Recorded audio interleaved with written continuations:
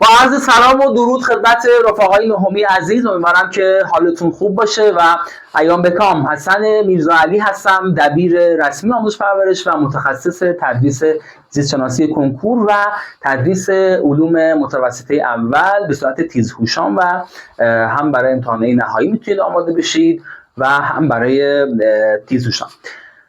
بچه ما قراره که توی این مجموعه، توی این پکیج شب امتحانمون که براتون به اشتراک گذاشتیم، در واقع علوم نهم رو برای شب امتحان شما رو آماده بکنیم. هدف مجموعی که الان دارید بچه این هستش که شما چندین ماه رفتی مدرسه، چندین مثلا تو ترم اول 4 ماه اومده معلم به درس داده، ولی میخوای شب امتحان توی 4 ساعت 5 ساعت رو جمع کنی که بری حداقل نمره رو بگیری. هدف این مجموعه همینه که ما برای هر فصل بچه‌ها در ابتدا یه درسنامه با یه جزوه خفن، خب یه درسنامه با یه جزوه خفن مثلا تو جزوه گذاشتیم، این درسنامه رو توضیح میدیم، بعد تمام فعالیت‌های کتاب رو براتون آماده کردم گذاشتم و بعد هم نمونه سوال حل می‌کنیم. یعنی کل چیزی که شما نیاز دارید همین سه تاست که ما براتون انجام خواهیم داد. ما بچه‌ها برای در واقع برای علوم نهم در ابتدا خب 3 فصل شیمی داریم، اینو کار میکنیم. فصول بعدی هم توی امتحان ترم اول میاد. خب فصل اول ما بچه‌ها در رابطه با مواد و نقش آنها در زندگی هستش. اینا هم که اینجا بچه‌ها میبینید راههای ارتباطی ما هستش و اینم که در واقع توی یوتیوب و اینستاگرام اینها هم ما با این آیدی هستیم و تمام فیلم ها اونجا واگذاری میشه. خب در رابطه با بچه‌ها دسته‌بندی مواد رو ابتدا اونجا آورده بررسی کرده تو کتاب درسی، ما هم از همینجا شروع میکنیم و ببینید کلا بچه‌ها من یه توضیحی بدم در رابطه با موضوعی که هست. مواد رو ما قبلا یه همچین دسته‌بندی رو توی 8م هم خوندیم، تو 8م همچین دسته‌بندی رو خوندیم. خب و اینجا هم بیشتر داریم میخونیم، هم داره دوره میشه. اولا که میگیم مواد، خب منظورمون ماده است دیگه، جمع ماده هستش. خب ماده‌ای که ما در واقع در رابطه باش حرف میزنیم چی هستش؟ این ماده، موادی که در اطراف ما وجود دارن، هر چیزی که در اطراف ما وجود داره یک ماده‌ای هست. حالا اون ماده از چی تشکیل شده؟ این ماده رو ریز بشی در حد اینکه حتی میکروسکوپ هم به سختی بتونه نشون بده، میکروسکوپ‌های خیلی جدید، میشه اتم. یعنی ذراتی که مواد رو میسازن میشن چی؟ اتم ها. خب پس هر ماده‌ای از اتم تشکیل شده. حالا بر اساس اینکه این حالا اتم ها مختلف باشن یا یکسان باشن، مواد تقسیم بندی میشن به مواد خالص و مواد ناخالص. پس مواد ما به دو صورت، مواد خالص و ناخالص، که به مواد ناخالص ما میگوییم مخلوط. این هم باز انواعی داره. حالا در اون مواد خالص تعریفش چیه؟ ممکنه تو امتحان پرسه آقا منظور از مواد خالص چیه؟ یه جا خالی بیاد بذاره بگه این جای خالی فلان است، فلان ماده است، باید بگه مثلا خالص. چیه؟ به موادی که از یک نوع ماده تشکیل شده باشد میگیم خالص. پس شما یک نوع ماده تو ذهنت باشه، هر ماده‌ای که توش فقط یه نوع ماده باشه بهش میگیم ماده خالص. انواعش، مواد خالص رو ما یا به صورت عنصر میبینیم یا به صورت ترکیب. عنصر هم تعریفی دارد. عنصر ماده‌ای است که فقط یک نوع اتم داره. گفتیم مواد از اتم ها ساخته میشن دیگه. حالا ماده‌ای که فقط یک نوع اتم داره میگیم این در واقع عنصر هست بچه‌ها تعریفش. که عناصر رو هم ما در ادامه میخونیم، تقسیم بندی های مختلف دارن. ما میگیم عناصر تقسیم بندی میشن به فلزات و نافلزات. فلزات، نافلزات.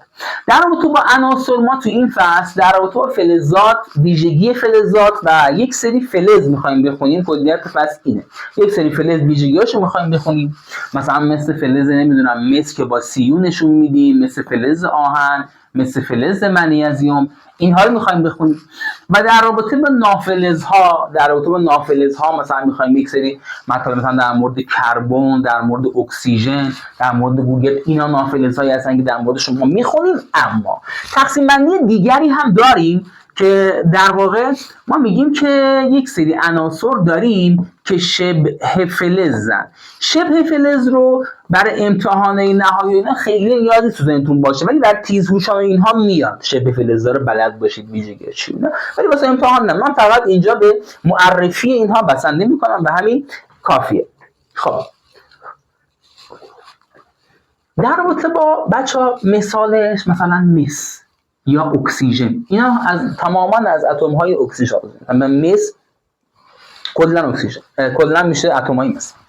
اما ترکیب ماده ای است که دو یا چند نوع اتم دارد. اینم تعریف بشه. مثال آقا شکر، همون شکری که ما صبحونه میخوریم، این توش کربن داره، توش هیدروژن داره و توش اکسیژن داره.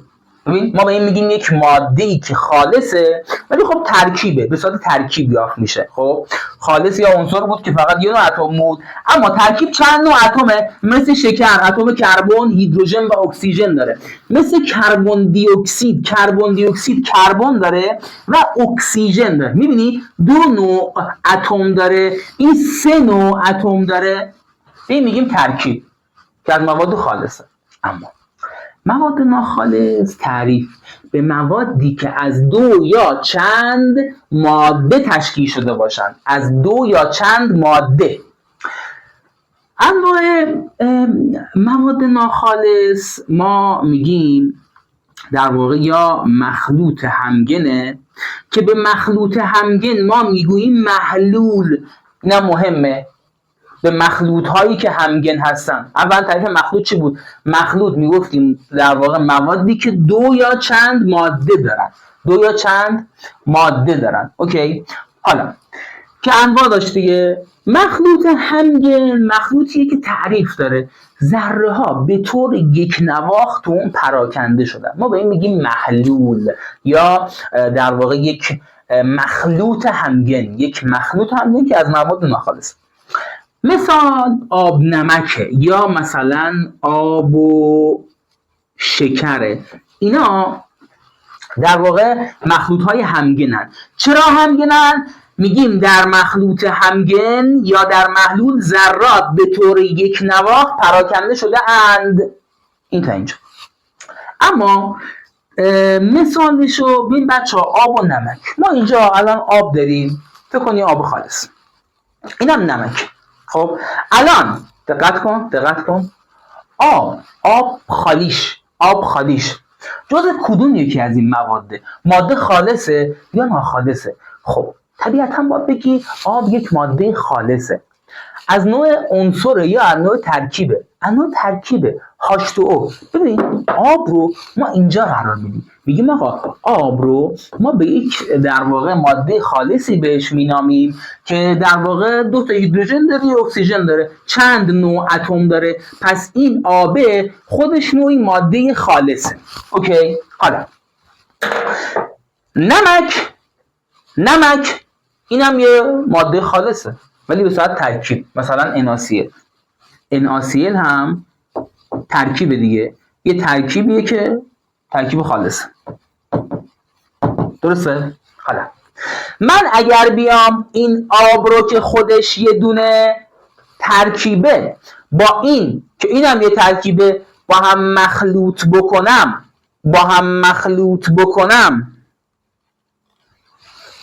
و حالا اینا هم بزنی و اینا هم بزنی، حالا چیزی من ندارم اینجا هم بزنم، این بعد اینکه هم میزنی چیزی که الان ما داریم دیگه ماده خالص نیست. الان فقط آب یا فقط نمک نیست، الان آب و نمکه. این دیگه بهش میگیم چی؟ ماده ناخالص. چرا؟ دو یا چند نوع ماده توشه. یه ماده آبه که خود آب یه ترکیبه و نمک هم یه ماده دیگه است. دو یا چند ماده هم میشه مخلوط. حالا این مخلوط همگنیه. چرا؟ چون ذره های نمک رو اگر ما اینو حلش کنیم به صورت یک نواخت توی این حل میشه. توی بچه این داستان حل میشه. حله؟ توی بحث محلول ها ما از علوم هشتم باید داشته باشیم. بگم اینم توی بحث محلول ها ما همیشه یه حلال داریم، یه حل شونده داریم. حلال معمولا جزء بیشتری از اون محلول رو به خودش در واقع تخصیص میده و الان مثلا اینجا توی آب نمکی، خب آب خیلی بیشتر از نمک دیگه، آب حلاله و این نمک در واقع به صورت حل شونده توی این حل شده. حالا میگیم چون این ذرات به صورت یک نواخت حل شدن، این محلول هستش یا مخلوط همگن. شما جرعه اول رو هم از این بنوشی، یک مقدار شوری رو حس میکنی، از وسطش هم یک جرعه بنوشی، اونجا هم یک مقدار شوری حس میکنی، مزهش همونه. این مخلوط همگنه. اما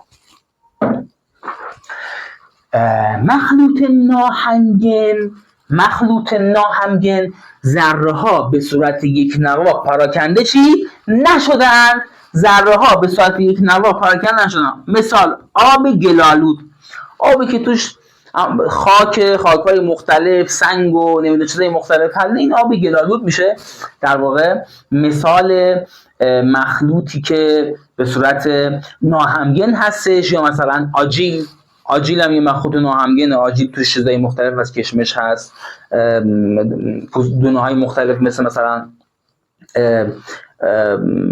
بادوم زمینی، نمیدونم بادوم هندی، پسته، اینا هستش. خب اینا به صورت یک نواخت تو هم پخش نشدن، این میشه یه مخلوط، آجیل یه مخلوط.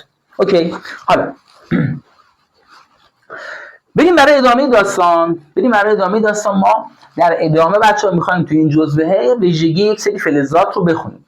ما فهمیدیم عناصر فلزن یا نافلزن و شبه فلزن داریم. اوکی. ویژگی فلزات رو از قبل به یاد داریم، یک سری چیزهایی رو. مثلا کلا فلزات ویژگیشون این بود که رسانایی گرمایی دارن و رسانایی الکتریکی دارن، یعنی برق و گرما رو از خودشون عبور میدن. شما اگر یک لیوان داشته باشی، لیوانه از جنس آهن باشه مثلا، یا از جنس لیوان مسی باشه، این لیوان مسی که توش مثلا چای میریزی، کل قسمت‌های لیوان داغ میشه، نمیتونی با دست برش داری. خب چرا؟ چون اون مسی یا اون ظرف آهنی گرما رو خودش عبور میده و خودش هم گرم میشه. اوکی. خب من چون یه ذره گرم خشک میشه مجبورم بستر هم آب بخورم. و حالا پس یه سری ویژگی‌های کلی فلزها دارن و مس به عنوان یک فلز باید بدونید بچه‌ها، هر چیزی که تو کتاب درسی هست اسمش باید بدونید این فلزه یا نافلزه. باید بدونی این فلزه یا نافلزه. نکن میگه فلز مس از طریق ذوب سنگ معدن مس به دست میاد، که میرن از معدن سنگ معدن مس میگیرن، اینو میان در واقع حالا خالص سازیش میکنن و در نتیجه ازش مس میکشن بیرون.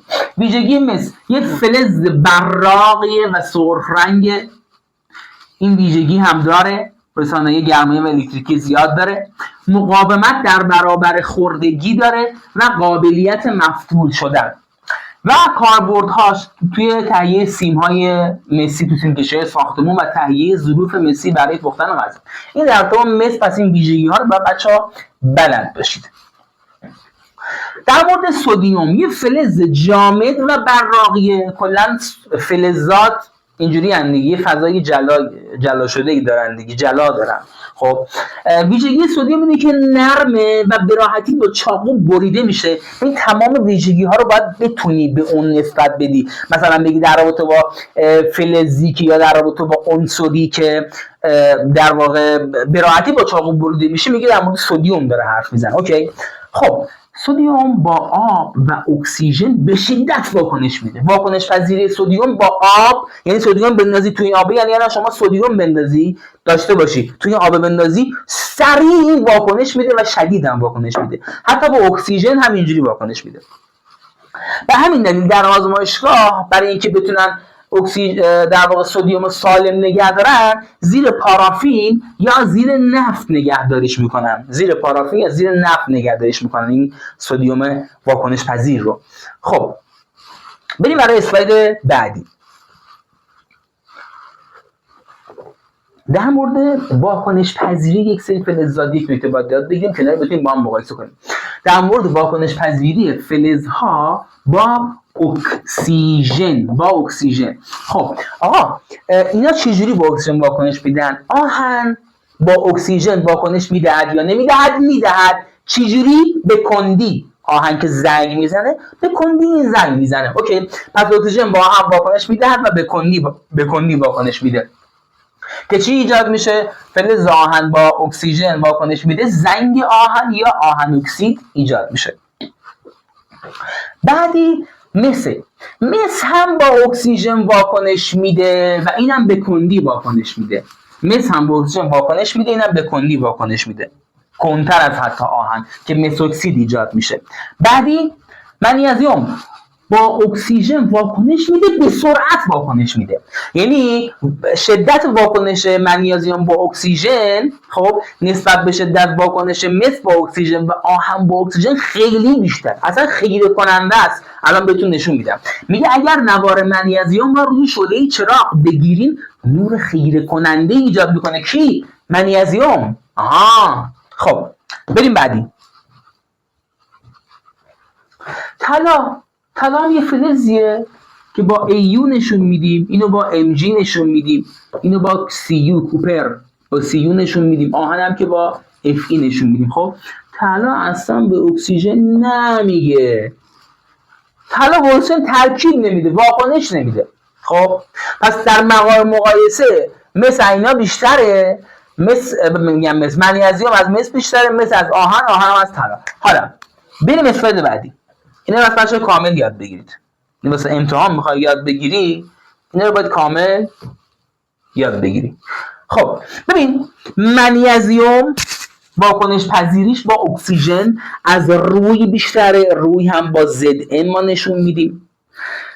روی از آهن بیشتره، آهن از مس بیشتره، مس هم که از طلا بیشتره. اینو تو ذهنت داشته باش. منیزیم از روی از آهن از مس و طلا. پس منیزیم از هم بیشتر، طلا از هم کمتر، روی از آهن و مس هم حتی بیشتر. اینم بچه‌ها تو ذهنتون باشه. بریم بعد. اینم یه ویدیو جالبیه در رابطه با سوختن منیزیم. And there we go. نور خیره کننده ایجاد کرد. داره یه نوار منیزیم روی شعله داغ، به دوباره ببینیم، میگیره و میسوزونه. نکنید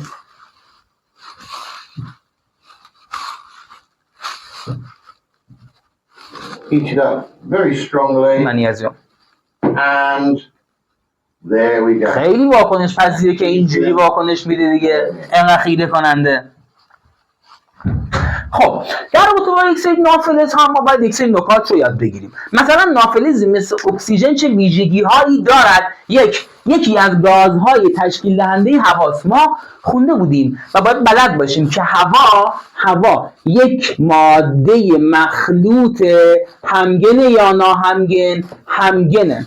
هوا مخلوطی از گازهاست که به صورت همگن تو هم پخش شدن. و چه گازهایی؟ مثلا گاز اکسیژن، گاز نیتروژن که گازهای دیگه هم هست. البته بیشترین گازی که توی هوا هستش گاز نیتروژنه، 78% ما نیتروژن داریم، بعد اکسیژنه. اوکی. خب چه ویژگی داره؟ اکسیژنی که بچه‌ها ما تو هوا داریم به صورت دو اتمیه، دو تا اکسیژن با هم واکنش شدن، مولکول‌های هوا رو ساختن.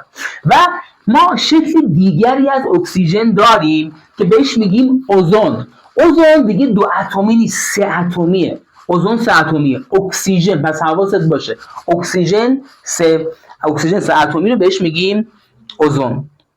که این اوزون کارکردش اینه دیگه. اوزون در واقع لایه اوزون ما رو در بالای سطح زمین ساخته و نمیذاره، حواست باشه کارکردش، نمیذاره که پرتوهای مضر، اشعه فرابنفش و اینها از جو زمین رد بشه و به ما جانداران دیگه برسه و آسیب برسونه. اوکی؟ پس جلوی در واقع اشعه خطرناک رو میگیره اوزون، نه اکسیژن به صورت دو اتمی. خب بریم برای داستان بعدی که میرسیم به کاربردهای سولفوریک اسید. اولا سولفوریک اسید بچه‌ها تو ذهنتون باشه که فرمول شیمیاییش H2SO4، یعنی هیدروژن 2 تا داره، یه دونه اکسیژن داره در هر مولکولش و 4 تا گوگرد هم بچه‌ها نافلزه، هیدروژن هم نافلزه، اینا همشون نافلزن. اوکی. حالا کاربردش بچه‌ها باید حفظ کنید دیگه. مثلا در خودروسازی کاربرد داره، در تولید پلاستیک کاربرد داره، تهیه رنگ کاربرد داره، تهیه کود شیمیایی کاربرد داره، چرم سازی کاربرد داره و در تهیه در واقع شوینده ها هم این کاربرد داره. خب بریم برای بعدی. این شکل هم بچه حواستون باشه. حالا ممکن از یعنی شکل ها سوال بده، از شکل بیاد میتر. مثلا بگه آقا این شکلت بندازه کنار، بگه آقا برای ساخت مثلا این چیزی که دارید میبینید تو شکل چه ماده‌ای باید استفاده بشه، باید بگیم مثلا اسید سولفوریک. خب اوکی، پس H2SO4 سولفوریک اسیده برای تهیه کود شیمیایی با این شکل، برای تهیه رنگ با این شکل، برای تولید پلاستیک که مثلا داره یه پریز نشون میده، خودروسازی، تولید شوینده ها و چرمسازی. هم در رابطه با این داستان. در رابطه با نیتروژن رو ما در واقع با این نشون میدیم و ویژگیش به عنوان نافلز به صورت گاز با مولکول‌های دو اتمی به صورت دو اتمی یافت میشه بچه‌ها. در هوا نیتروژن به صورت دو اتمی یافت میشه و به عنوان ماده اولیه برای تولید آمونیاک، آمونیاک هم بچه‌ها توش نیتروژن و هیدروژن وجود داره. اوکی، خب این از آمونیاک. کاربردهای نیتروژن و ترکیب‌های آن، یعنی همین آمونیاک و این داستانا، میگه توی یخسازی استفاده میشه، تهیه کود شیمیایی برای کشاورزی، و تولید مواد منفجره. این TNT و اینا همش از کاربردهای نیتروژن، تری نیتروتولوئن، همون تری نیتروتولوئن. این یک در واقع ماده شیمیایی منفجره هستش که از همین داستانه نیتروژن و ترکیب‌های نیتروژن بچه‌ها به دست میاد. این هم بسونتون باشه. اینا بچه‌ها توی حالا خدا بیازمید یه فعالیت کتاب درسی توضیحاتی که ما اینجا دادیم و اینجا ندادم، اما از شما خواسته، بنابراین باید بلد باشیم. نگاه اینجا داره چرخه نیتروژن رو برام نشون میده که خب ما قبلا خونده بودیم دیگه، توی کره زمین ما چرخه‌های مختلف داریم. چرخه چیزیه که شروع میشه و دیگه پایان هم نداره و بارها تکرار میشه. ما چرخه نیتروژن یعنی هی تبدیل میشه به شکل‌های دیگه و اینجوری در چرخشه. اینجا داره نشون میده که از مرحله 1 تا مرحله ادامهش من تا مرحله 6 و 8 نشون میدم. نکن مرحله 1 میگه با ایجاد رعد و برق و صاعقه توی هوا نیتروژن به هنگام رعد و برق با اکسیژن ترکیب میشه. خب در واقع اکسید نیتروژن رو ما در ابتدا داریم تحت اثر چی؟ صاعقه، و تبدیل به ترکیباتی نوشتم اکسید نیتروژن میشود که در آب باران حل میشه و جذب خاک میشه. یعنی الان تو مرحله یک رعد و برق انرژی واکنش رو در واقع تأمین میکنه، باعث میشه که نیتروژن با اکسیژن ترکیب بشه، بارون بیاره، اینا تو خاک بریزه. مرحله بعدی میگه باکتری هایی که توی خاک موجود هستن این ترکیبات رو به مواد قابل جذب برای گیاهان تبدیل میکنن که در واقع اینجوری وارد بدن گیاهان میشه توی این مرحله. پس توی این مرحله باکتری های موجود در خاک این ترکیبات رو عوض میکنن، در واقع تثبیت نیتروژن انجام میدن که این بره توی گیاهان. توی مرحله 3 در واقع گیاه نیتروژن رو از هوا هم جذب میکنه، یعنی یه مقدار گیاه در واقع نیتروژن رو از خاک جذب میکنه، یه مقدار از هوا هم جذب میکنه، خیلی کم. پس تو ذهنتون باشه دیگه از کجا، این نکته تیزوشانی تو ذهن باشه که مثلا گیاهان نیتروژن از کجاها تأمین میکنن؟ خاک و هوا. جانوران با خوردن این گیاهانی که نیتروژن رو جذب کردن و تو بدنشون هست در واقع نیتروژن رو وارد بدن خودشون میکنن، جانوران مثل همین انسان. خب از این مرحله بعدی با مرگ اون گیاهانی که نیتروژن داشتن و مرگ جانورانی که نیتروژن رو از گیاهان گرفتند و تجزیه اجساد آنها، نیتروژن دوباره توسط باکتری ها وارد خاک میشه. تو مرحله 7 و 8 نیتروژن حاصل از تجزیه جانداران دوباره به طبیعت برگشت، دوباره به خاک برگشت. پس این رعد و برق زد، اکسید نیتروژن اومد تو خاک، رفت تو گیاهان، گیاه از هوا هم تونسته بگیره نیتروژن رو، این گیاه رو جانوران خوردن، تو بدن اینا هم نیتروژن اومده، بعد همه اینا مثلا میمیرن، در واقع کود میشن، باکتری تجزیه میکنن، دوباره برمیگردونن نیتروژن رو به خاک و هوا. خب این پس بچه‌ها میشه مراحل و اتفاقایی که توی چرخه نیتروژن میفته دیگه، خیلی کامل گفتن دیگه. بعدی میگوه که کلور هم به عنوان یک نافلز که بچه‌ها با Cl نشون میدیم با عدد اتمی 17. کلور میگه کاربرد کلور و ترکیباش چیه. برای ضد عفونی کردن آب که تو استخرها کلور میزنن، برای همینه. برای تهیه میکروب کش، برای تهیه آفت کش، برای تهیه اسید هیدروکلوریک اسید HCl که یک اسید خیلی قوی هست بچه‌ها، این در واقع کاربرد کلور رو داره اینجا میگه دیگه. پس برای ضد عفونی و آفت کش و میکروب کش و برای تهیه هیدروکلوریک اسید. بریم بعدی. چند تا نافلز دیگه بچه‌ها اینجا ما داریم که باید اینا رو یاد بگیریم. فسفر که به عنوان یک نافلز دیگه داریم ما یادش میگیریم، پس یادتون باشه کیا فلزن کیا نافلزن. تا الان ما فهمیدیم منیزیم فلز، مس فلز، آهن فلز، طلا فلز، روی فلز و در مورد نافلز اکسیژن فلز، نافلز گوگرد نافلز، الان فسفر رو داریم میخونیم، نافلز کلور رو خوندیم، نافلز کربن در واقع نافلز فلور هم بچه‌ها نافلزه. خب کاربرد فسفر در کبریت سازیه، تو کبریت سازی پس کاربرد هر کدوم رو یاد بگیرید. کربن در ساختن مغز مداد، اون مغز مداد از کربن ساخته میشه. فلور هم دیده باشید توی در واقع اون بسته‌بندی خمیر دندون ها میزنن مثلا حاوی فلوراید، برای اینکه توش فلور هست، چون فلور واسه دندون خوب از پوسیدگی دندان جلوگیری میکنه. اینا بچه‌ها مدل اتمی برشون هستش. آقا تو مدل اتمی بر هم اینجا ما آموزش بدم یهو دیگه تمام بشه دیگه، جای دیگه این صفحه مشکی. آقا مدل اتمی بر مدل اتمی هستش که ما مثلا در مورد یک عنصری مثلا مثل لیتیوم با عدد اتمی 3، این لیتیوم اگه بخوایم مدل اتمی برش نشون بدیم یه هسته میکشیم، تو این هسته باید پروتون و نوترون بذاریم. نوترون هاشو نشون نمیدیم، پروتون هاشو نشون میدیم. میگیم آقا این لیتیومه توی هستهش 3 تا پروتون داره. خب اینو من به صورت مثبت میذارم، میگم آقا یه هسته مثبت داره که توش مثلا 3 تا پروتون داره و الکترون ها رو دور مدارهایی که دورش میتونیم بکشیم قرار میده. هر مدار الکترونی یه تعداد ظرفیت الکترون توش جا میشه.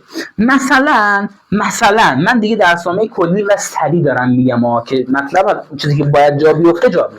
ببین توی لایه اول ما کلا میتونیم 2 تا الکترون بذاریم، یعنی کلا حد اکثر توی لایه اول 1 تا 2 تا الکترون بیشتر جا نمیشه، 1 تا 2 تا.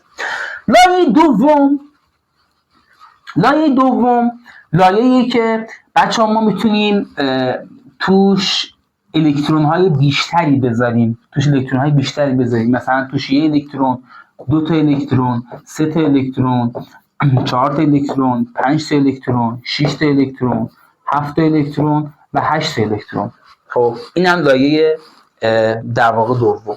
خب الان من واسه لیتیوم کلا چون 3 تا پروتون داره 3 تا هم الکترون داره، بخوام 3 تا الکترون نشون بدم در واقع همچین حالتی میفته. من باید اینو حذفش کنم.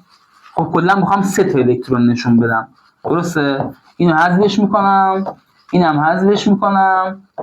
خب و میگم آقا الان مدل اتمی بر برای لیتیوم اینه که تو لایه اول 2 تا الکترون داره و تو لایه سوم 1 الکترون داره. الان این میشه مدل اتمی بر برای عنصر لیتیوم.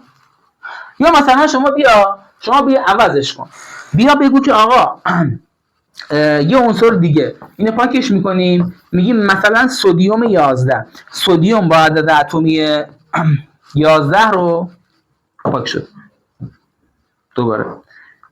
خب سدیم با عدد اتمی 11 نوشتم لیتیوم، سدیم با عدد اتمی 11 رو مدل اتمی برش میکشیم. آقا 11 تا پروتون داره یعنی 11 تا الکترون داره، درسته؟ وسطش رو یه مثبت میذاریم، لایه اول 2 تا الکترون میذاریم. خب از این 11 2 تا رو گذاشتیم، مون چند تا؟ مون 9 تا.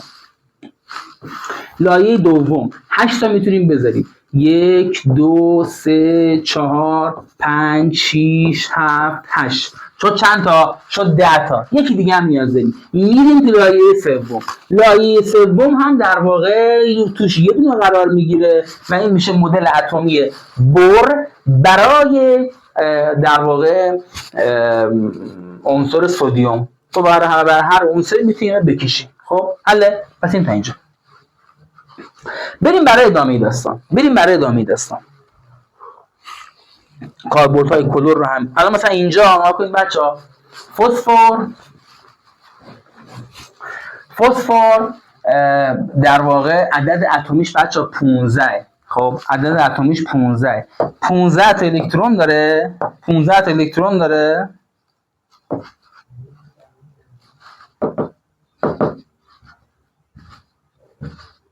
برگردیم. اوکی. 15 تا الکترون داره که تو لایه اول 2 تا، لایه بعدی 8 تا و در واقع 5 تا هم تو لایه آخرش داره. یا مثلا کربن با عدد اتمی 6 2 تا لایه اول 4 تا لایه دوم. فلور با عدد اتمی 9 2 تا لایه اول 7 تا لایه دوم. خب این هم در مورد شکلش. بریم بچه‌ها برای اسلاید بعدی کاربردهای کلور رو هم اینجا که خوندیم شکل‌ها رو حواستون باشه. مثلا این داره هیدروکلوریک اسید نشون میده، برای تهیه در واقع آفتکش نشون میده. اینم برای ضد عفونی کردن آب داره تو صخره. اینم که میکروب کش که توی این توالت داره میکروب کش رو می‌ریزه که داخلش کلور بچه‌ها هستش. بریم بعدی در مورد طبقه بندی عناصر. دیگه این تمام بشه فصل علاوه درسنامه تقریبا تمام.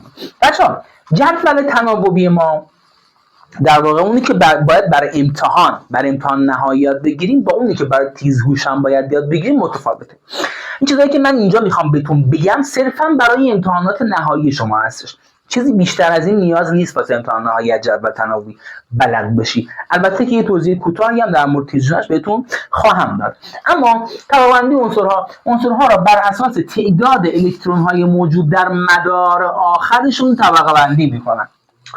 عنصرهایی که تعداد الکترون مدار آخر آنها با هم برابر است در یک ستون قرار میگیرند یا گروه و دارای ویژگی‌های مشترکی هستند. خواص شیمیایی مشابهی با هم دیگه دارن. ببین وقتی میگیم جدول این جدوله یک سری ستون‌های افقی داره،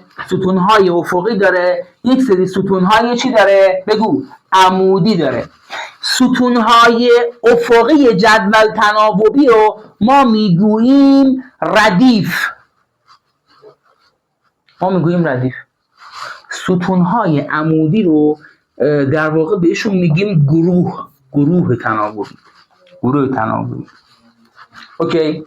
حالا ما تو هر گروهی یه تعداد اتم داریم و ویژگی مشترک اتم هایی که در یک گروه قرار میگیرند اینه که تعداد الکترون ها در مدار آخرشون با هم برابره. مثلا بریلیوم تو مدار آخر خودش 2 تا داره، منیزیم هم در مدار آخر خودش 2 تا داره، لیتیوم در مدار آخرش 1 داره، سدیم در مدار آخرش 1 داره، بور در مدار آخرش 2 تا داره، آلومینیوم در مدار آخرش 2 تا داره،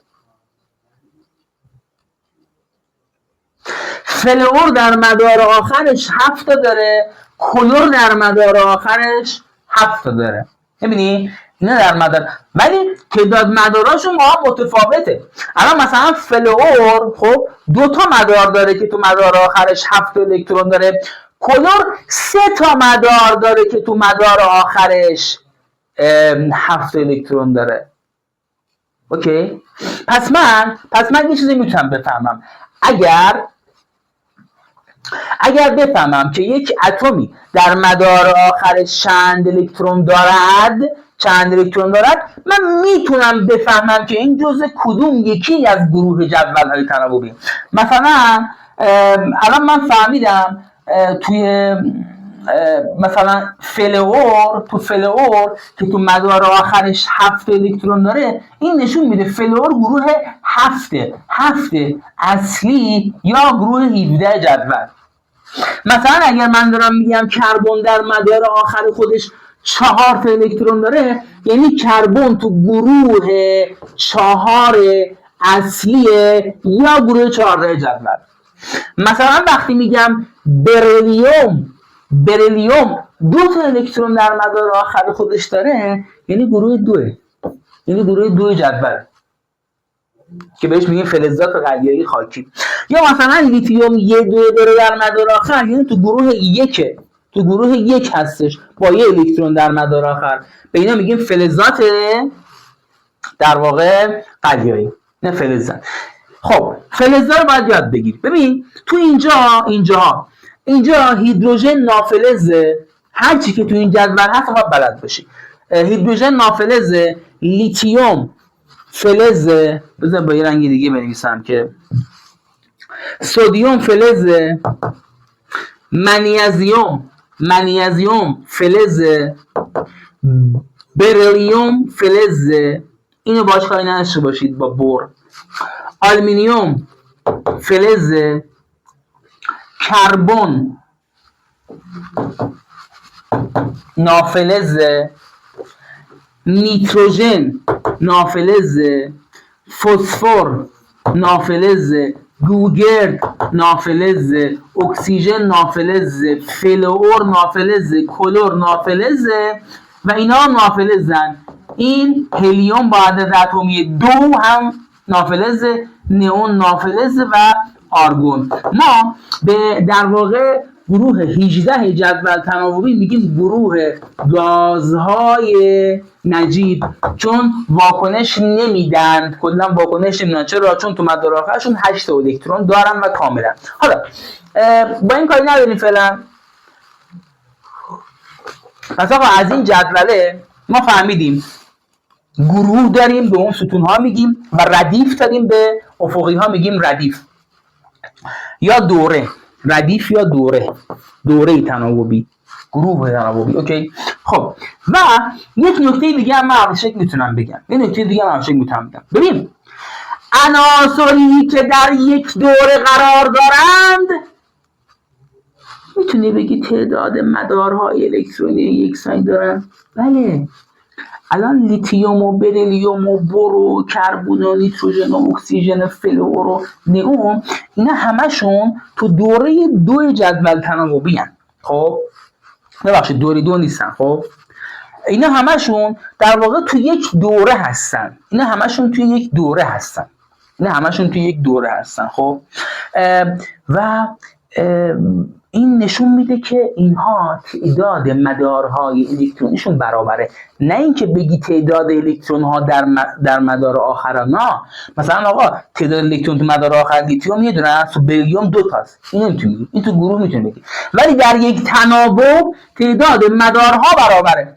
بریلیوم هم 2 تا کلا مدار داره، نئون هم 2 تا مدار داره. اما میای تو دوره پایینتر میبینی آلومینیوم هم در واقع 3 تا مدار داره، یا سدیم هم 3 تا مدار داره، کلور هم 3 تا مدار داره. خب پس هم در رابطه با این نکته بچه‌ها، توی گروه تعداد الکترون های لایه آخر، توی دوره تعداد مدارها برابره. دیگه چی یاد بگیریم؟ فلز نافلز رو یاد بگیر و اعداد اتمیش هم یاد بگیر. یه کار خیلی راحت میشه تو امتحانات نهایی و حتی در خیلی از سوال‌های تیزگوشان. اینجا واسه نهایی اوکیه، همینایی که من گفتم واسه این جدول یاد بگیری اوکیه و تمام. بریم برای بچه‌ها اسلایدهای بعدی دیگه. حالا بر نکات تیزهوشانی ما وقت نداریم، بر تیزهوشان دوره متفاوتی داریم که اون رو باید بچه‌ها ببینید. خب بریم برای اسلاید بعدی. رو جدول اینجا زوم کردیم که دیگه تو ذهنتون باشه داستان چیه. هیدروژن سبکترین و فراوان‌ترین عنصر در جهانه که در حالت عادی به صورت گاز و یک نافلز محسوب می شود. خب اینم بچه‌ها جدول تناوبیه که خب کاملش هستش و این گروه اول، گروه دوم، سوم تا گروه 18 اینم بچه‌ها دوره در واقع یا تناوب اول، دوم، سوم، مثلا چهارم، پنجم. اوکی. و در واقع اینا همه فلزن. خب برای تیزهوشان بخوای یاد بگیری باید اینا رو یاد بگیری. اینو یاد بگیری خوبه، کل این قسمت رو یاد بگیری خوبه، اینا رو هم تا اینجا یاد بگیری خوبه، اینا هم تا اینجا یاد بگیری خوبه، اینشون خوبه. خب بریم بعدی، ولش کن دیگه، فعلا با این مکایی نداریم دیگه، من اینجا توضیحش رو نمیدم. بریم در رابطه با نقش عناصر در بدن انسان. آقا عنصر که فقط توی مثلا این فلزه نیستش که، مثلا خب توی بدن ما هم عناصر نقش حیاتی دارن. مثلا عنصر آهن در ساختار هموگلوبین خون وجود داره.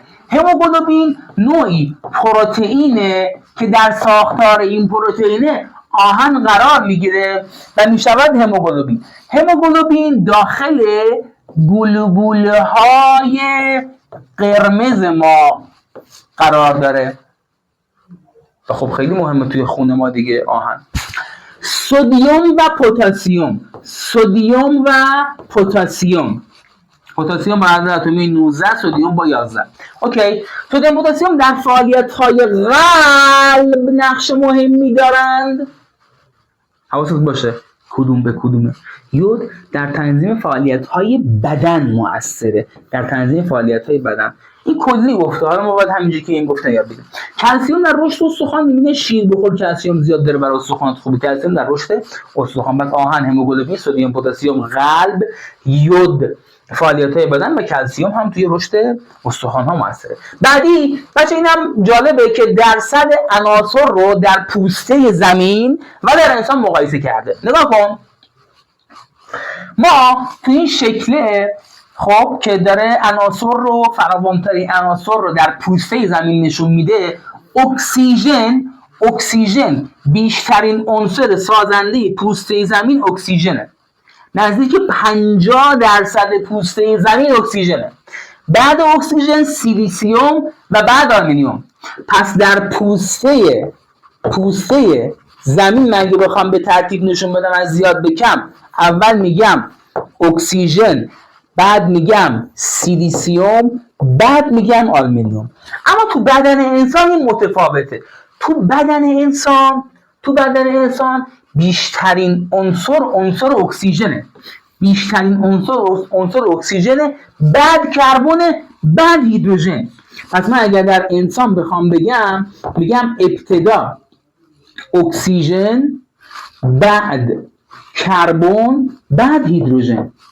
اصلا ما کربن اینجا ندیدیم، در صورتی کربن رو اینجا ما اصلا تو اینا ندیدیم، شاید تو دیگر عناصر مثلا بشه، تو اینجا ندیدیم، ولی کربن اینجا جزء تو انسان دومین عنصره. پس بدونید دیگه بیشترین عنصر سازنده بدن انسان اکسیژن، بعد کربن، بعد هیدروژن.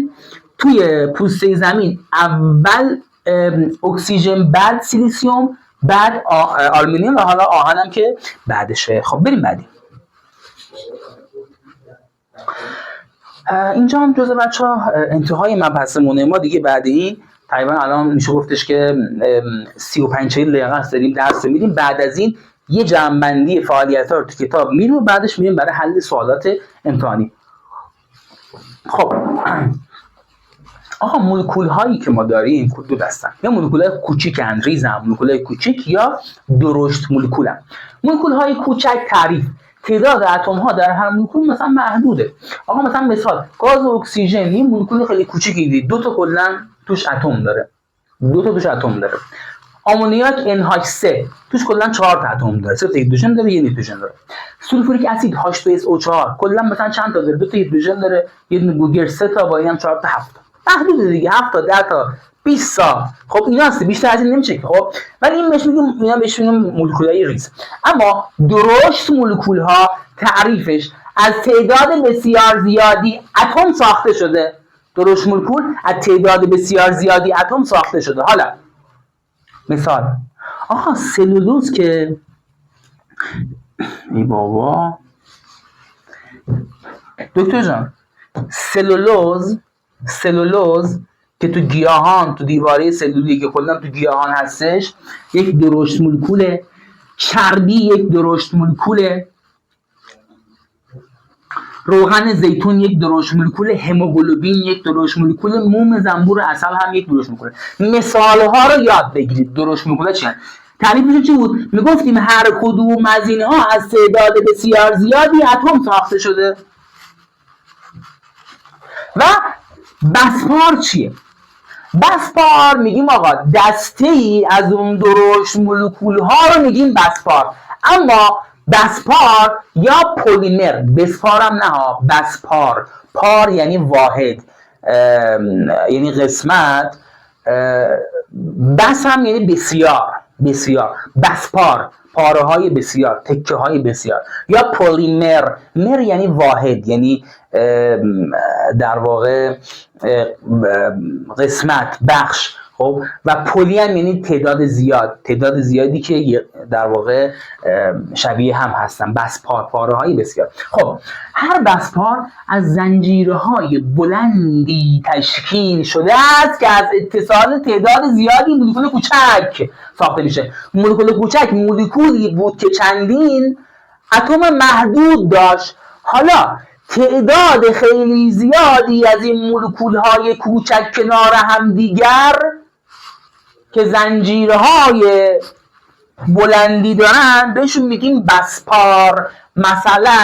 مثلا اینجا داره سلولوز تو دیواره گیاهان نشون میده. سلولوز که مثلا تو این پنبه هم هستش. مثلا میگه آقا این سلولوزه از تعداد زیادی مولکولی یکسان به نام گلوکوز ایجاد شده.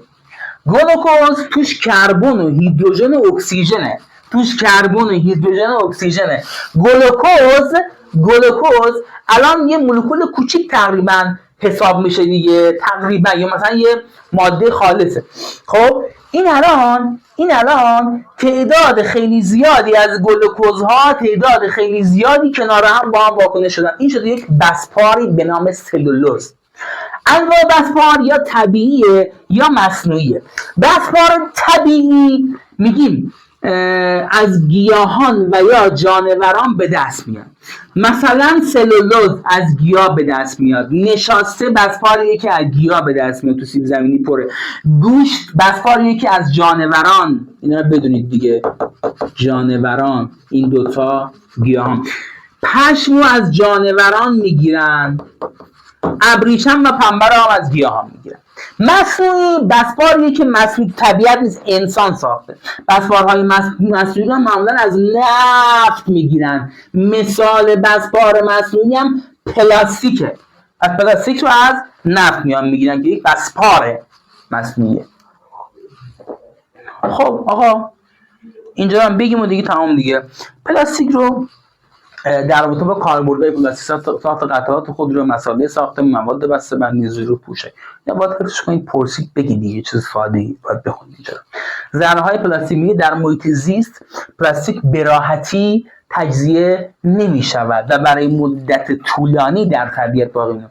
درسته که پلاستیک ارزونه، پلاستیک مقاومت بالایی داره، دیر خراب میشه، ولی همین دیر خراب شدن طبیعت به مشکل برمیخوره و سوزاندن پلاستیک ها بخارات سمی هم وارد هواکره میکنه. اینم از مضراتش. اینم واسه یارا بیشتر بدونید، چون توی چیزای تیزشان میاد من اینجا گذاشتم، ولی خب نیاز به نهایی نداریم. خب آقا ما قبل از اینکه وارد سوالات امتحانی بشیم بریم یه نگاه بندازیم بچه‌ها به کتاب درسی. خب کتاب درسی رو من اومدم براتون در واقع قشنگ ترتمیز یه فایلی آوردم.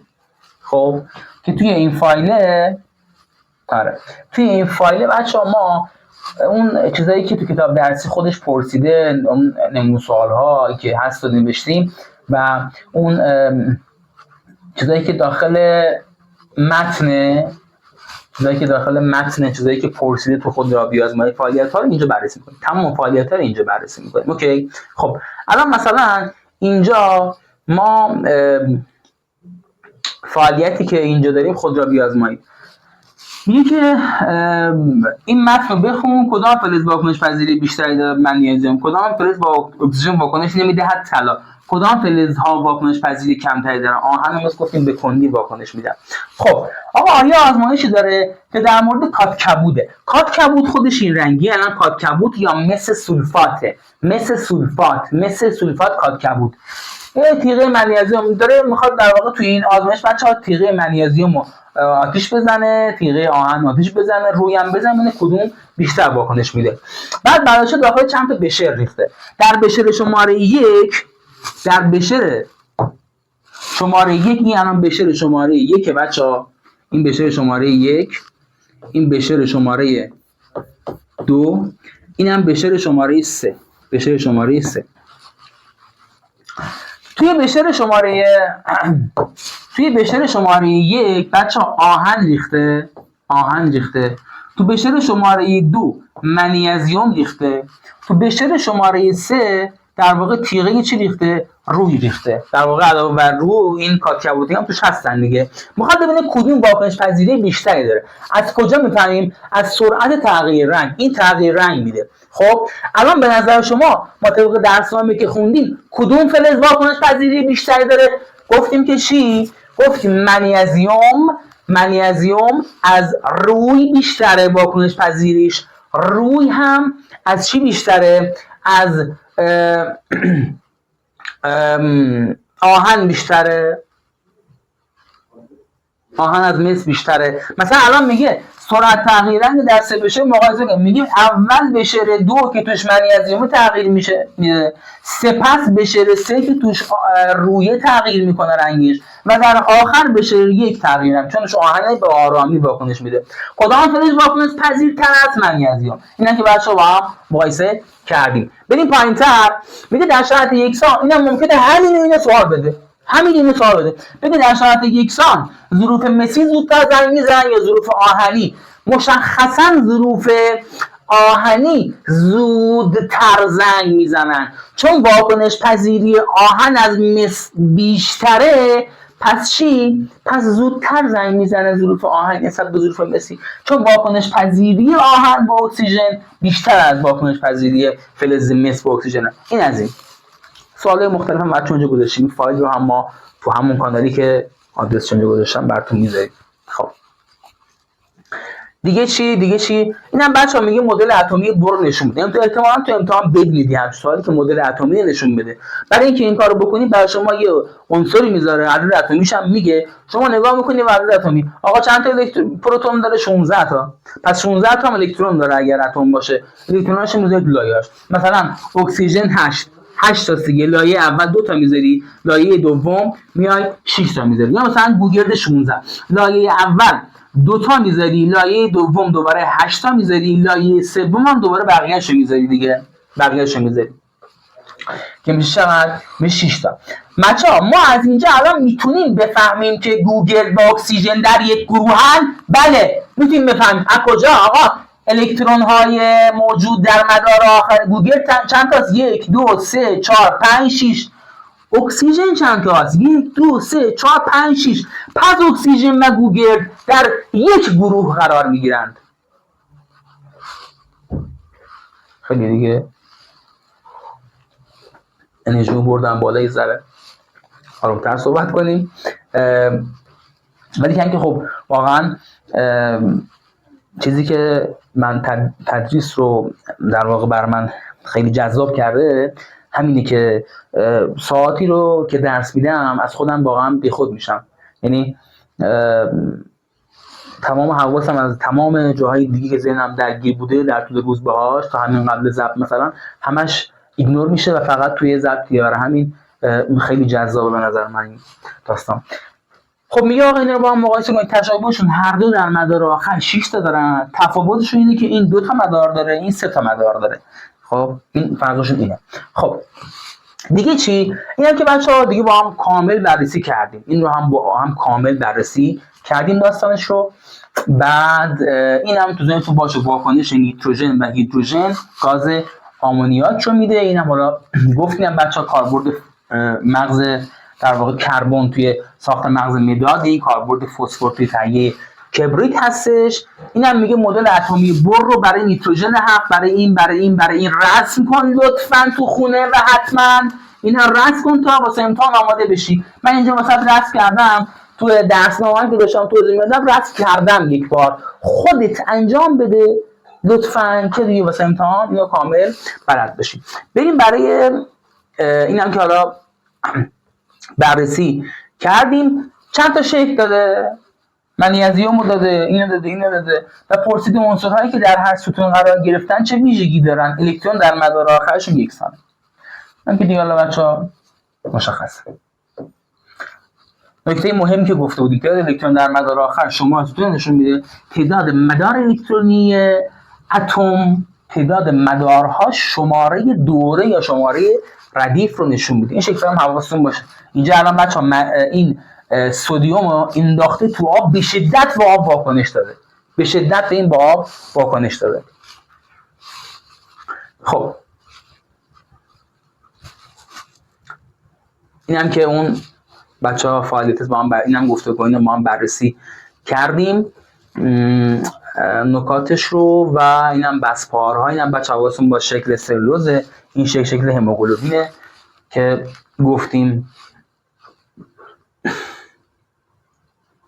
بله ابریش هم گوشت پشمینا از جانوران. اینم بچه‌ها روغن زیتونه که این سه تا زنجیره داره. اینم موم زنبور اثر که از درشت مولکول‌ها هستش. اینم نشسته موجود در سیب زمینی. شکل‌هاشو حواستون بهش باشه. اینم که دیگه میره برای بچه‌ها چی؟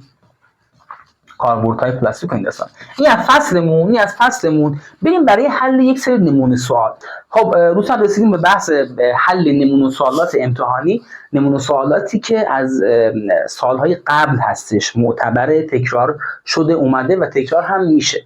فقط بچه‌ها ما الان تدریس کامل داشتیم با هم دیگه، فعالیت‌ها و اینها رو بررسی کردیم تمام، هیچ چیز واسه درسمان و آموزش شما نیاز ندارید. ویدیوی بعدی که در واقع باید ببینید این ویدیو هستش. ما تو ویدیو بعدی میایم تمام نمونه سوال‌های محتمل رو با هم حلش می‌کنیم و یه جمع‌بندی کوتاه هم اونجا خواهیم داشت. پس بریم برای ویدیوی بعدی. فعلا خدا نگهدار.